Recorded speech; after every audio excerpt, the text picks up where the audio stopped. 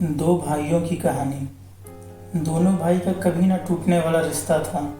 रवि और कवि में हर दूसरे भाइयों की ही तरह आपस में एक दूसरे से असहमति होती थी, लेकिन हर बार उनकी नोकझोंक इस बार की तरह होने वाली बात की तरह उग्र नहीं होती थी। बात की शुरुआत तो हमेशा की तरह हंसी मजाक से ही हुई थी, लेकिन जल्दी ही वह गर्मा गर्म बहस में बदल गई थी। दोनों ने एक दूसरे को भद्दे शब्द बोले, आपस में आरोप लगाए और धीरे धीरे यह बहस बद से बदतर होती चली गई। कवि गुस्से में दरवाजे से बाहर चला गया और रवि ने उसे रोकने के लिए कुछ नहीं किया। उस दिन उनके रिश्ते में कुछ इस तरह का तनाव पैदा हो गया था जो दोनों भाई खत्म नहीं कर सके। तब से 2 साल बीत चुके थे। रवि एक प्रतिष्ठित स्थिति में था। उसके पास वह सब कुछ था जिसकी उसे अपने जीवन में ज़रूरत थी। एक अच्छी नौकरी, एक बड़ा परिवार, एक घर, उसकी प्यारी पत्नी रीता और जल्द ही उसके जीवन में आने वाला उसका एक बच्चा। एक दिन जब वह अपने काम पर गया हुआ था, तभी उसका फ़ोन बजा।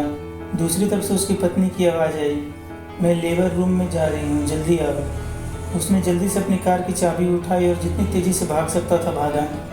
बच्चे की इस दुनिया में आने के समय उसने रीता के साथ रहने का वादा जो किया था। रवि अभी अस्पताल के रास्ते में ही था, तभी अचानक उसी की कार में कोई खराबी आ गई, जिसके कारण वह चलते चलते बीच रास्ते में ही रुक गई। उसने कार शुरू करने की कोशिश की, लेकिन वह हिल भी नहीं रही थी। बिना ज़्यादा समय बर्बाद किए उसने कार को धक्का देकर साइड में लगाया और अपने लिए कैब बुक कर ली। पत्नी के बारे में सोच सोच कर ही उसका दिल जोर जोर से धड़क रहा था। अभी भी वह अस्पताल के रास्ते में ही था कि अचानक उसका फ़ोन फिर से बज उठा। यह कवि का कॉल था। कवि का नंबर देखकर रवि ने सोचा कि मैं अभी इससे बात नहीं कर सकता, और यह सोचकर उसने उसका फ़ोन डिस्कनेक्ट कर दिया। वह अस्पताल से बस चंद मिनटों की ही दूरी पर था कि उसका फ़ोन फिर से बज उठा। इस बार कवि का एक मैसेज था, बेटी हुई है, माँ और बच्चा दोनों ठीक है, चिंता मत करो, मैं यहीं पर हूँ।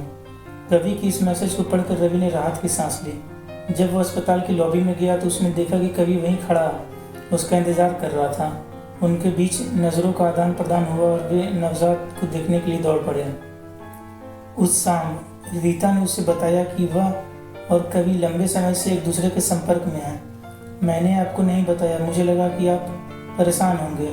आखिरकार इतने साल की दूरी और फिर से जुड़ने में होने वाली झिझक के बाद कवि ने रवि को उस दिन सरप्राइज़ देने का फैसला किया था, जिस दिन उसका बच्चा इस दुनिया में आएगा।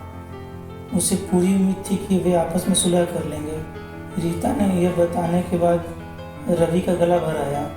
उसने फ़ोन उठाया और एक नंबर मिलाकर बोला, कवि, यह मैं हूँ रवि। यह एक लंबी और भावनात्मक कॉल थी। रवि की आंखों में खुशी के आंसू छलक पड़े और उसने अपनी बेटी को गोद में लिया और बोला, मेरे भाई को मेरे पास वापस लाने के लिए तुम्हारा धन्यवाद। बच्ची भी उसकी बात सुनकर हंसी। ऐसा लगा मानो वह अपने पिता की खुशी में आनंदित हो रही है। इस प्रकार दोनों भाइयों में सुलह हो गया और वे खुशी खुशी रहने लगे। अगर ये कहानी आपको पसंद आए तो चैनल को सब्सक्राइब जरूर करें। वीडियो देखने के लिए धन्यवाद।